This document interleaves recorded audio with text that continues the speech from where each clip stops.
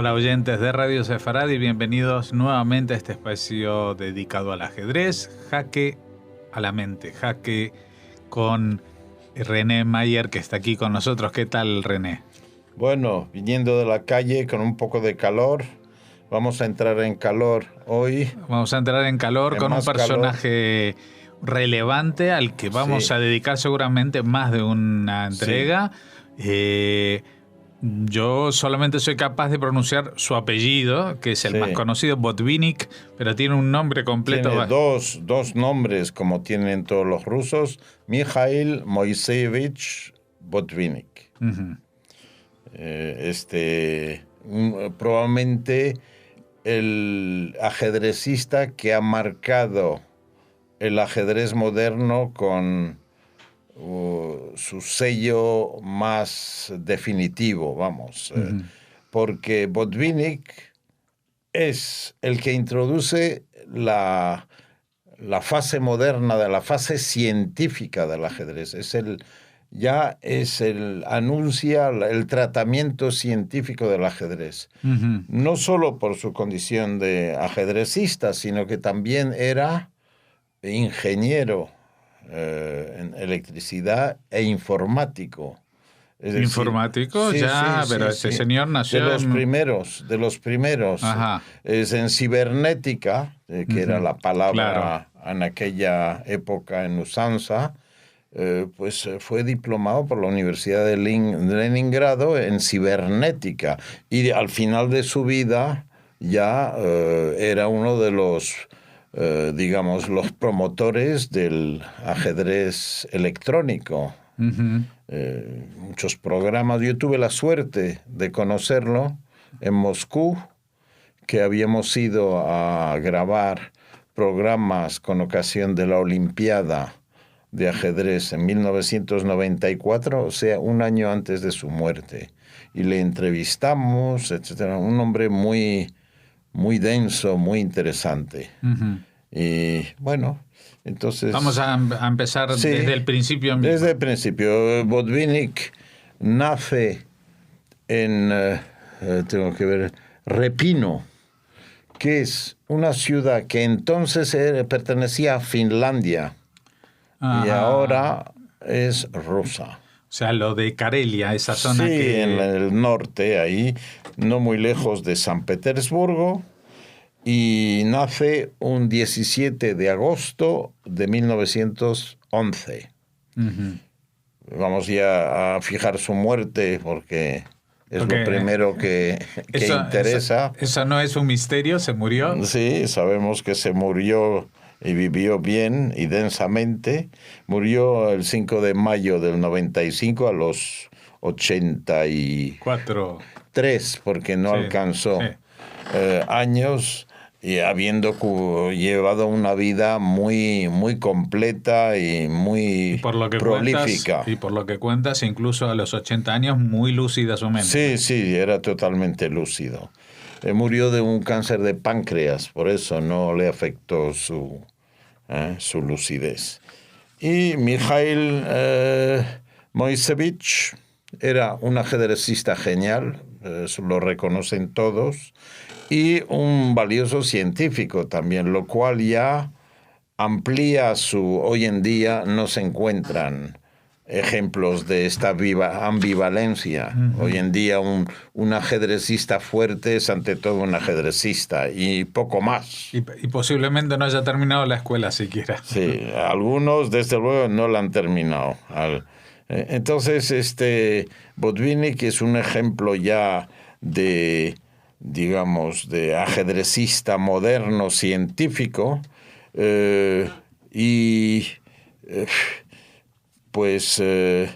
murió en Moscú a la edad, ya hemos dicho. Fue el sexto campeón, llegó a ser el sexto campeón mundial dentro de la línea de los... y fue 7 veces campeón de la Unión Soviética, o sea, que era el país más fuerte, sin duda alguna, uh-huh, en los años 40, 50, 60, hasta el advenimiento de Fischer. En estos 2-3 decenios, Sí, era la potencia mundial sin rivales. Y él contribuyó a que lo fuera también. Jugó un papel muy importante. Se puede decir que fue el patriarca del ajedrez soviético. Fue el primer, justamente y curiosamente, fue el primer jugador soviético en llegar a ser campeón del mundo, y después le siguieron muchos. Pues claro. Fue el primero.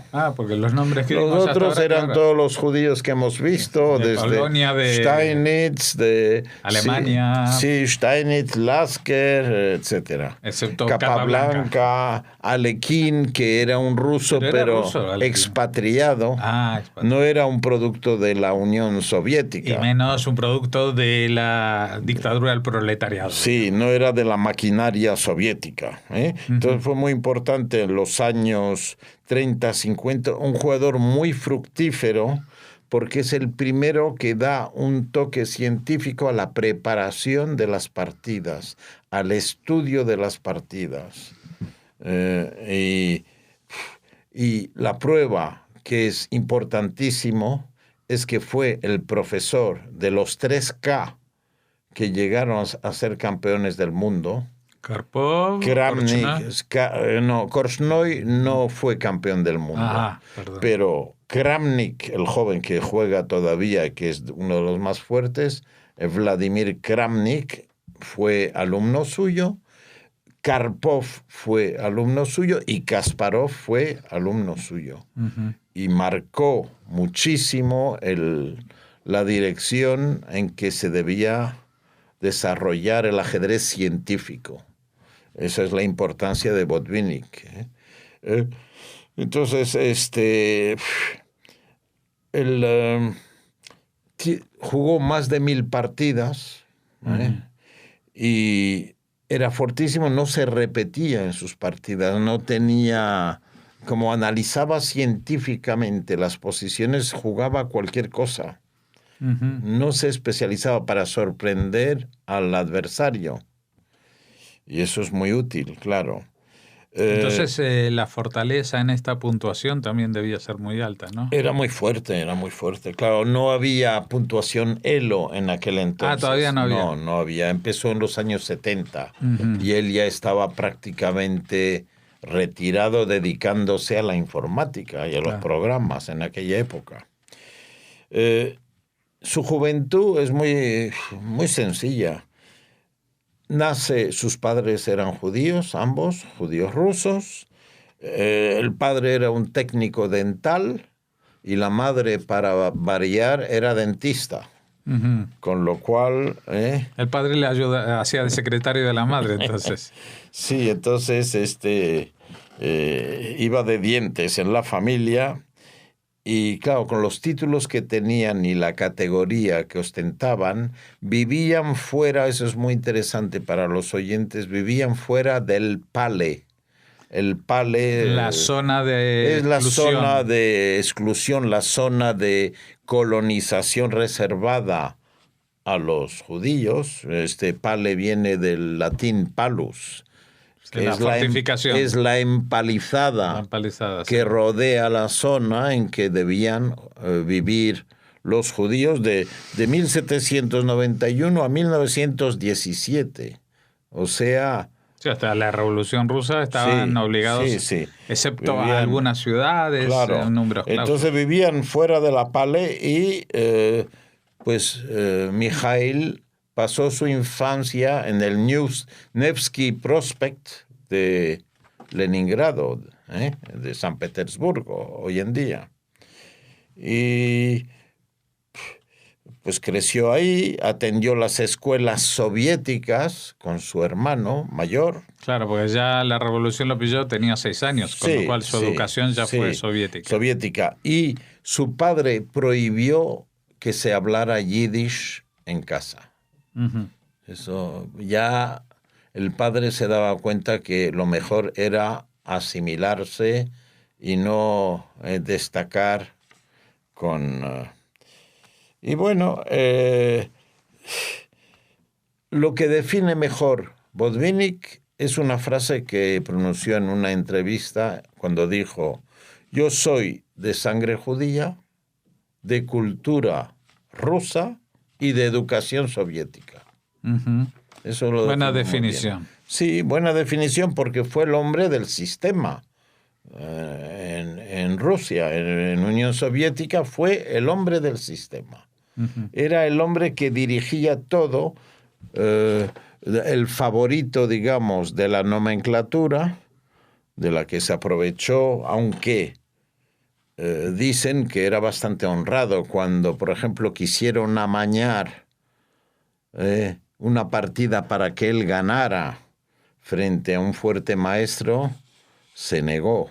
Él era deportivo, deportista, buen perdedor y buen ganador, no quería triquiñuelas de este tipo y trampas.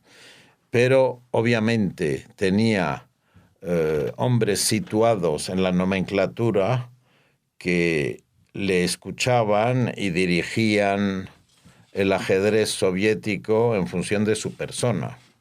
Uh-huh. Entonces, bueno, es un hombre que, a pesar de ser parte de la nomenclatura, tenía su autonomía, su independencia, su manera de pensar. Eso es importante. Bueno, pues como decía, hizo sus estudios en San Petersburgo y en 1920 su madre, cuando tenía 9 años, su madre enfermó bastante y su padre se alejó de la familia y se casó con una rusa. Y los dejó ahí. Y los dejó. Se casó por segunda vez. Entonces, Mijail vio la salud de su madre y entonces fue cuando decidió que la parte física era fundamental y llegó a practicar deporte y gimnasia a lo largo de su vida. Dicen que Kasparov, una vez cuando tenía 60 y tantos años, entrevistó a Kasparov para que fuera un alumno suyo. Lo primero que le preguntó fue si hacía deporte. Y después le vio hacer el pino a Botvinnik delante de un Kasparov que estaba muy sorprendido. Uh-huh. O sea, hacer el pino a los 70 años, tenía algo así, 60 y tantos, pues claro, demuestra una buena forma física. Él daba mucha importancia a la forma física precisamente porque había visto en su familia casos cercanos de problemas muy, muy graves debido a la falta de salud, la falta de ejercicio de salud, etc. Se definía como ateo, ya, obviamente, si era soviético, y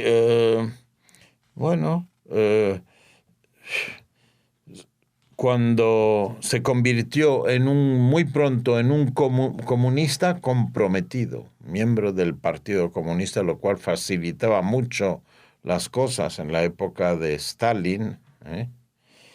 Vivió la época stalinista prácticamente. Y a los 12 aprendió a jugar al ajedrez en la escuela. Antes no. Solo a los 12. No, a los 12 años no fue muy precoz en este sentido. Claro, no, porque esa es la edad que generalmente los niños en el mundo aprenden, pero con todos los ejemplos que nos había dado de estos que antes de hablar ya sabían jugar. Sí, pues no entró en contacto con el ajedrez hasta que un amigo de su hermano mayor le enseñó a mover las fichas. A mover el movimiento de las fichas. Y quedó enseguida prendado del juego, uh-huh. Que el ajedrez, no sé si conoce sus otras apelaciones, se le llama también el rey de los juegos, uh-huh. El juego ciencia, y él todavía contribuyó más a que fuera un juego ciencia, o también se llama el noble juego, porque es un juego supuestamente noble, aunque en la realidad, si yo te contara... en comparación a otros juegos que son peores. Si yo te contara todos los trucos que hay, esto ya sería para hacer otro programa. Cuando acabemos esta serie hacemos uno sobre los trucos. Sí, las trampas que ha habido y que hay en el ajedrez tremendas. Bueno, Botvinnik, por lo tanto, comunista convencido, aprende a jugar al ajedrez y juega el campeonato de su escuela ya enfervecido por la pasión del juego, es que un amor a primera vista, ¿no? Un flechazo con el ajedrez, y queda en la mitad de la tabla en este torneo. Decide empezar a asimilar conceptos concretos, como los llamaba, y no principios generales. Él llegaba a los principios a través de conceptos concretos. Y al año siguiente ya, pues, gana el campeonato con facilidad, al año de su colegio.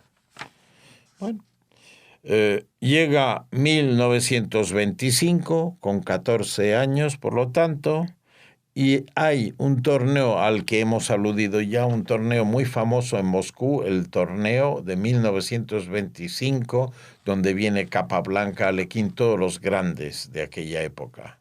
Torneo internacional. Y en un día de descanso organizan una sesión de simultáneas. Y Mijaíl tiene la oportunidad de enfrentarse ¿a quién? Al gran Capablanca. En simultáneas. En simultáneos, era uno de tantos que estaban jugando contra Capablanca. Y le dio una paliza tremenda a Capablanca. Lo derrotó en 32 jugadas y la gente empezó a hablar de él, obviamente, Y Capablanca mismo dijo después: un joven de 14 años me ha ganado en excelente forma. O sea, no ha sido producto del azar, de la suerte, de un error grave. Supo reconocer en él. Supo reconocer. Y ya, entonces, a partir de digamos,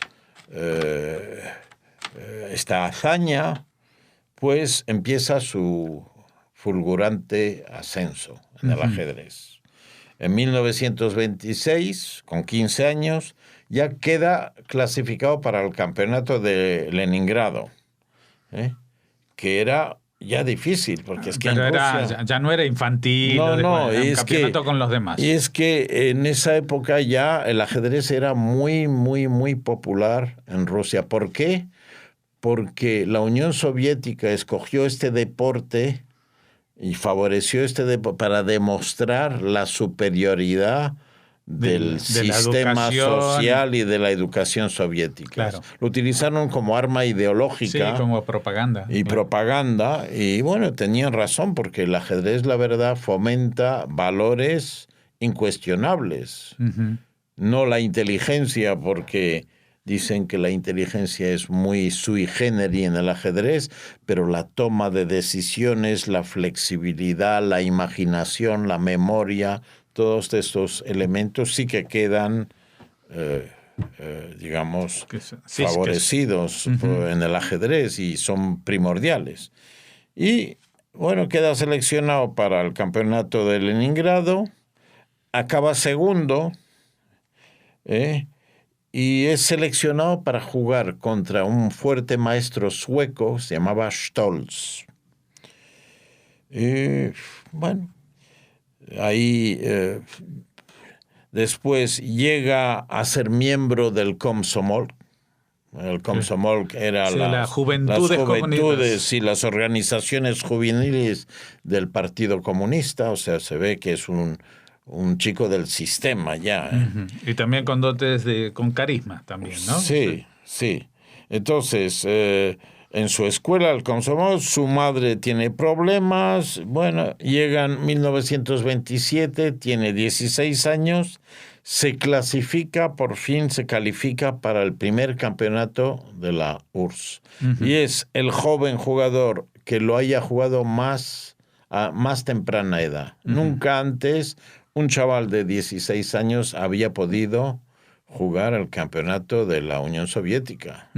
Y aparte esta fecha nos sirve porque 1927 es cuando muere Lenin y ya va a venir el anunciado Stalin y seguramente va a recoger el guante y este regalo que les ha brindado 10 años, los primeros 10 años de la Revolución Rusa, para hacer esta propaganda de la que vamos a hablar en las próximas entregas. Si te parece, vamos a hacer aquí este punto y seguido, porque vamos a seguir en la próxima entrega. Bueno, es que, claro, hay que puntualizar muchas cosas, ya que Botvinnik fue un jugador muy relevante, muy importante. No se puede ir deprisa, no se entendería el desarrollo del ajedrez moderno sin puntualizar todos estos aspectos ideológicos, etcétera.